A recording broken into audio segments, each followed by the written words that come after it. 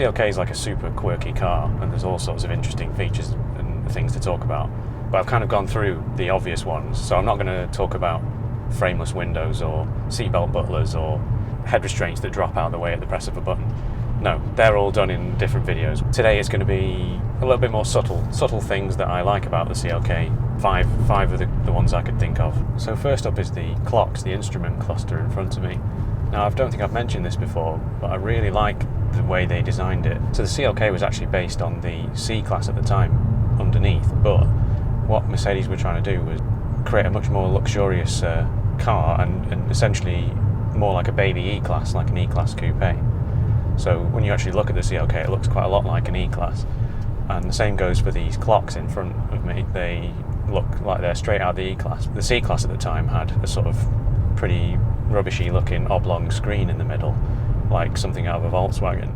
The clocks here in the CLK, they look really sophisticated. You've got these three dials, so the time, the speedometer, and then the rev counter.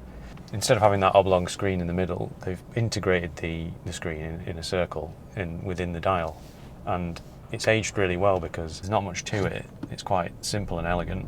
There's nothing really obvious that looks out of date. If it was like a colour screen with all these different features on it, I think it would look really old hat now, but because it's just basically white on black, it looks really good. So something else I like about this car, it's only a very subtle thing that you probably wouldn't notice, but the ends of these doors here are capped in chrome. It gives this car like some sort of weird feeling of solidity and quality when you see it, but I think mostly you wouldn't really notice it was there. It's more just like a little subtle feature that adds to the general aura of luxury when you open the door and get in. Wow, it's absolutely mega hailing.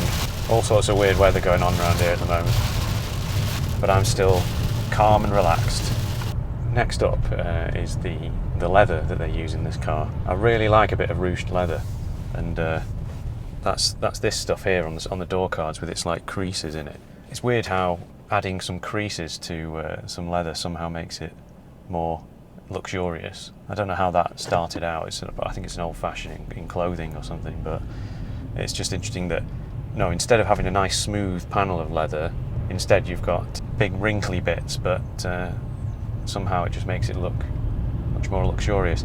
And then for the rest of the leather in the car, I think they must have used super high quality materials, because I mean this car's only done 30,000 miles, so of course the interior is in really good condition, but when I've been looking around on Auto Trader and various other places for CLKs, the one thing that seems to last best in a CLK is the interior, the seats. You never seem to see them that worn out. I mean obviously they do get a bit of wear and tear, but I've seen cars with 200,000 miles on them and the seats still look like they're fairly new. So here's another thing that's good about the CLK. I've got that seat set for me at 6 foot in front of me, and I'm sat behind it now, and I just about fit. Like my head is just touching the ceiling, but I mean I've not tried any other coupe in a while where I've been able to actually sit, or backseat JJ for that matter, sit in the back in actual relative comfort. It truly is like a Grand Tourer kind of car for 4 people. You could get like four adults in this car and cruise nice long distance somewhere, as long as you can afford the fuel. Final one, item number 5, is basically the whole shape and style of this car from the outside. That classic coupe look that they managed to design. And I think it's one of the last cars really before things like pedestrian safety and other safety features of cars had ended up making them all very blocky, and they had to build in these sort of like cushioning effects into the front of the car and the bonnet, so that if you ever hit a pedestrian that they'd have somewhere relatively comfortable to land. But I mean it's things like raising the bonnet up off the engine block and things like that. Now obviously this is a good thing, you want cars to be safe for people, but what it's meant is that cars just look a lot chunkier and less elegant now. So I think this is one of the last cars really that they were able to just design a very sleek, low shape. So for the full review of this car, click up there. And if you want to see the more obvious quirks and features that make this car pretty interesting, click up here.